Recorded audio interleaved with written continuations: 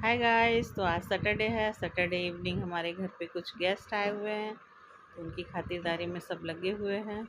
ये देखिए, नाश्ता में है 2 तरह के फरसान हैं, 4-5 तरह के स्वीट्स हैं, काला जामुन सब, समोसा है, नान खटाई है, कोल्ड ड्रिंक और पानी पहले हो चुका है।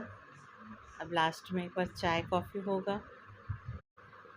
लास्ट में चाय कॉफ़ी होने के बाद बातचीत भी बहुत सारी होंगी, तो वो सारे रिकॉर्ड नहीं कर पाए। ये देखिए, मैं भी समोसा आधा ही खा रही हूँ, आधा मैं खाई हूँ। बहुत बड़ा बड़ा समोसा था, तो मेरे से उतना हो नहीं रहा था। हम दोनों ने आधा आधा खाया।